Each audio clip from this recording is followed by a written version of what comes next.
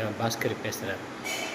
மரியாதைங்கிறது ஒவ்வொருத்தர் பேச்சில் நாம் என்ன தரமோ அது அப்படியே திருப்பி வரணும். அந்த மரியாதை நாம் வசதியாக இருக்கிறோம், நாம் பெரிய போஸ்ட்டில் இருக்கிறோம், நம்ம எப்படி வேணாலும் பேசலாம் அப்படின்லாம் பேசக்கூடாது.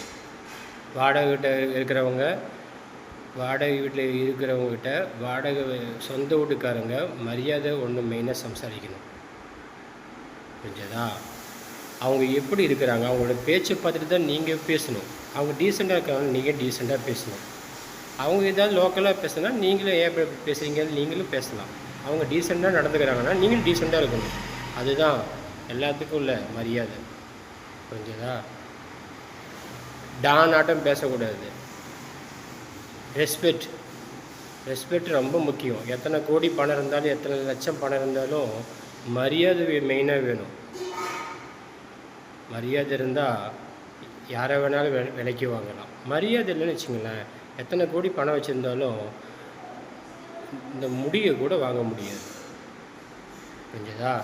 யாராக இருந்தாலும், அது கேரளாவாக இருந்தாலும் தமிழ்நாடாக இருந்தாலும் எந்த ஸ்டேட்டாக இருந்தாலும், அதிகாரியாக இருந்தாலும் அதிகாரி எல்லாமே இருந்தாலும் சரி, மரியாதை மெயின். புரிஞ்சதா? உங்களோட பிள்ளைங்களுக்கு சொல்லிக் கொடுங்க. நாளைக்கு வருங்கால ஜென்ரேஷன் பிள்ளைங்களாக இருக்காங்க இல்லையா, அவங்களுக்கு சொல்லிக் கொடுங்க.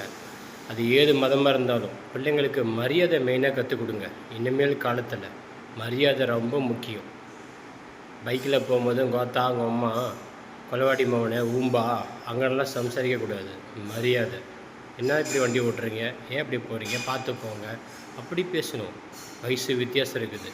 யார்கிட்ட எப்படி பேசணும், சின்னவங்ககிட்ட எப்படி பேசணும், பெரியவங்ககிட்ட எப்படி பேசணும்னு ஒரு வரமுறை இருக்குது. அதை உங்கள் பிள்ளைங்களுக்கு கற்றுக் கொடுங்க. இனிமேல் காலம் நல்லபடியாக இருக்கும்.